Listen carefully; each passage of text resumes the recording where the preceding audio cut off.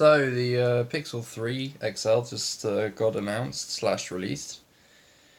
Unfortunately, a lot of the leaks slash rumors that we've seen, if you've been following tech news over the last couple of months, were true. The Pixel 3 XL compared to the 2 XL sports a pretty large notch in the top screen, which seems quite ironic seeing as Google was sort of mocking Apple on the release of the iPhone X or the iPhone X. So it seems quite ironic that Google's opted to take the notch approach on the 3XL. And obviously the notch has the dual selfie camera, the standard selfie camera, which is basically what I'm shooting this video with. And a secondary wide angle sort of zoomed out selfie lens, which would allow you to get a group selfie shot.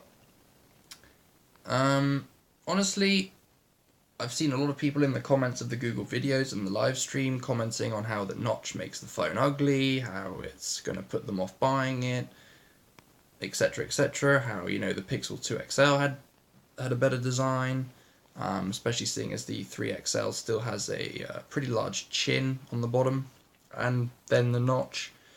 So a lot of people are just asking, why didn't you just keep the same design as the Pixel 2 XL with the upgraded hardware, that secondary camera?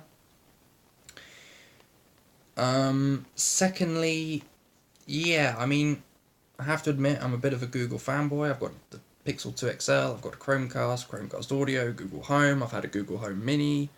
I'm probably going to get the Home Hub, and I have actually sort of pre-ordered the Pixel 3 XL, although I'm getting it on contract. It was time for me to upgrade my phone contract anyway, and paying like £980 or whatever it is for the Pixel 3 XL 128 gig.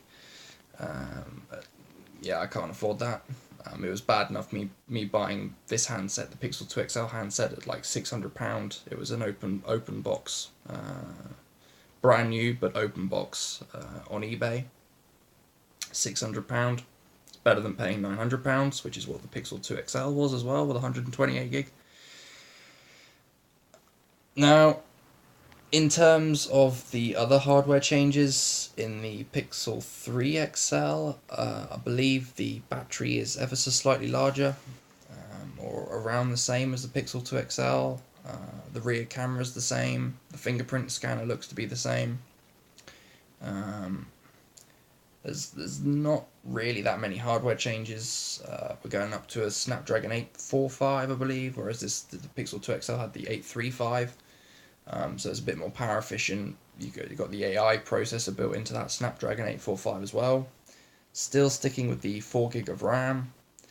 You know, the graphics are obviously built into the 845, so graphics are going to be slightly better.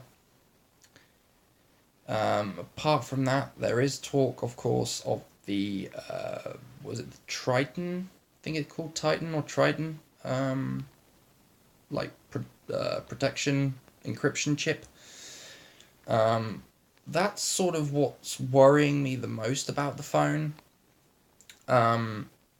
Because obviously I follow tech news quite a bit, and I obviously know about Apple putting their encryption chips in their like MacBooks and stuff, and if you go and try and swap out the SSDs yourself, like change out the hardware yourself, you basically lose all your data because it's encrypted and you can't decrypt it. And it seems sort of Google's trying to do this as well. Like, if you try and tamper with the phone in any way, it's going to like spaz out and encrypt all your data so the phone's unusable. Obviously, they're trying to put forward that, it's to stop people trying to hack into your data or fish out your data or whatever. But they did also mention that this chip is also going to verify the integrity of the OS. Now, as someone that likes to root their phone, and for those of you that don't know what it means, that means basically activate administrative rights on the phone, so you can like muck about with the system software and the kernels and all the rest of it, like the Linux stuff. And this chip, seeing as they did mention in the keynote 3 or 4 times that it was also going to verify the integrity of the OS, it makes me wonder, are you going to be able to root this phone, get BusyBox installed on it? Are you going to be able to get Viper or Dolby installed on it? Are you going to be able to get Magisk or Super SU installed on this phone? Because if it detects corrupted files or, weird, if it detects the root, then, it might block the phone. So that's one thing to sort of consider. That's one thing that's sort of putting me on the fence. As I said, I'm still going to get the phone. But there is like a grace period with the contract, so if I don't like the phone or it doesn't work to my expectations, I'm still going to have the Pixel 2 XL. Other hardware changes in the Pixel 3 XL, from what I can tell, are the improved speakers. Now, I've already watched Unbox Therapy's video, and the speakers do seem to be pretty damn good. I don't know if they compare to, say, the Razer phone, which had like the best speakers of any smartphone on the market, but they do sound pretty damn good and pretty loud, especially for a smartphone speaker. So I think that's basically about it for like the hardware changes, except also the fact that it has a new sort of upgraded AMOLED display, which is also going to be slightly better than the Pixel 2 XL. Slightly larger screen as well. Although that's because they're chopping out that bezel and putting the notch in there, and they're saying it's a 6.5 inch or a 6.3 inch screen without increasing the size of the phone. I think that's what they said. But again, if you're going to block off the notch with software, which is supposed to be possible, are you actually going to have 6.3 or 6.5 inches of screen? That's to be seen. Now the main thing with the Pixel 3 XL and the Pixel 2 XL is that they were saying about all these new camera features, the photo booth mode, where if you make a smiley face, haha, it'll automatically take a photo without you having to touch the shutter or tap on the screen. The upgraded, or the updated rather, AR stickers, the exceptional low light mode, which I don't quite know if there was some trickery here, but they did show like an iPhone XS photo and a Pixel 3 XL version of the same photo, the same shot. And the iPhone XS looked like a black blurry mess, and the Pixel 3 XL had like exceptional colour and lighting and everything else. But the thing is, they did mention that it's going to be software. It's all software. They're not upgrading the actual camera in the rear. It's still probably the same 12.2 megapixel camera unit in the device, like with the Pixel 2 XL. The most of the changes are going to be in the software side, the AI side. Now, of course, with the Snapdragon 845 and the AI processor in that, it's probably going to be a lot easier. That's probably how they've managed to do it. But they did say that a lot of it was software, and that these software updates would also be coming to the rest of the Pixel line. So, essentially, what I get from that is that they're saying, hey, if you've got a Pixel 2 XL, you're going to get all this cool stuff as well.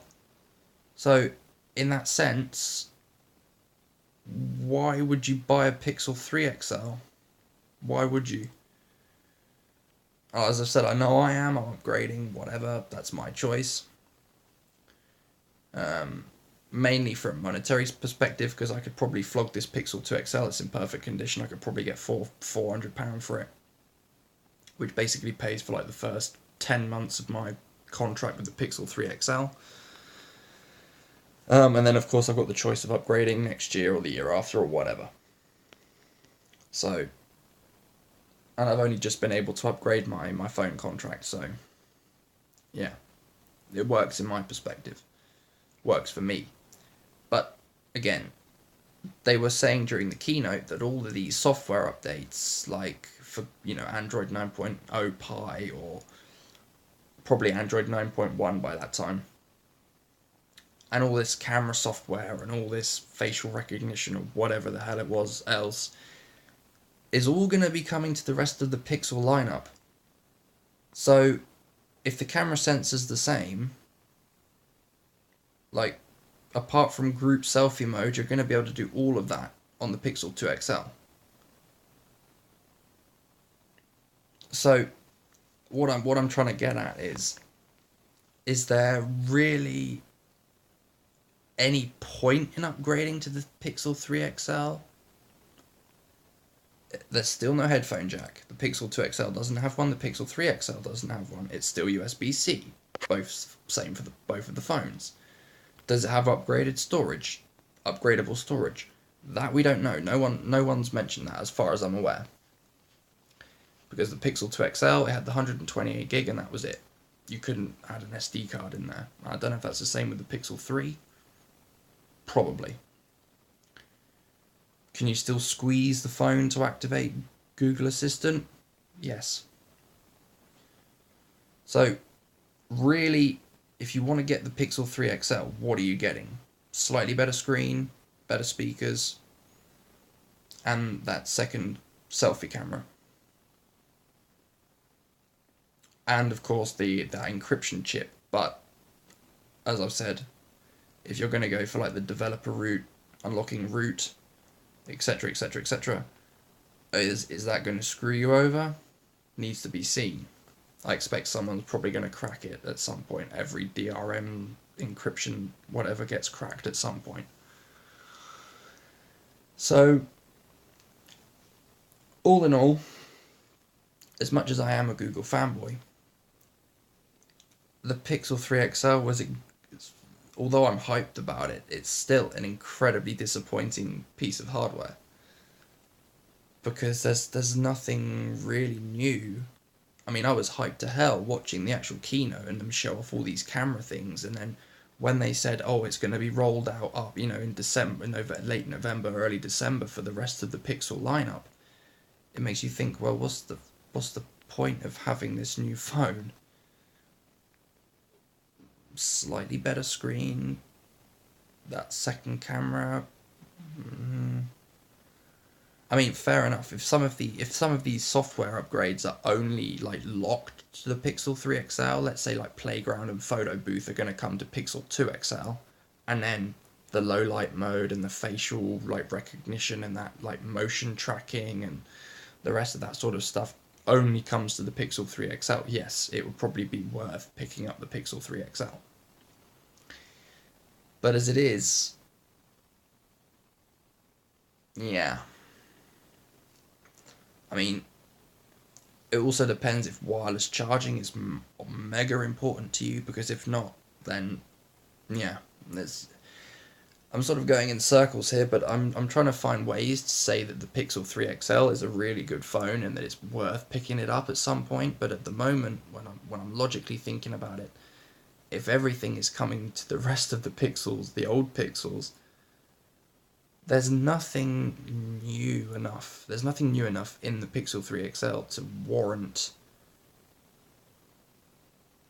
It's almost like a Pixel 2.1 or Pixel 2.1 XL or Pixel 2.5 XL. It's only an upgraded processor, slightly bigger screen, better speakers. That's what it boils down to. There's no mention of anything else.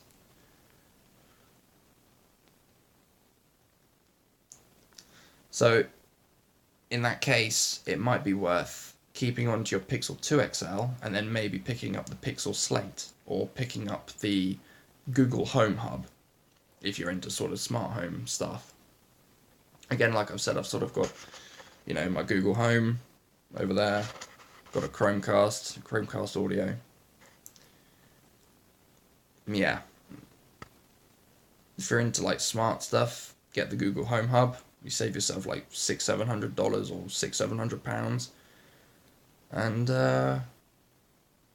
Yeah, but I suppose we'll have to wait and see. If all of those features from the Pixel 3 XL stuff come to Pixel 2 XL, except of course wireless charging, then is there really a point? Probably not. Anyway, that's my 2 cents.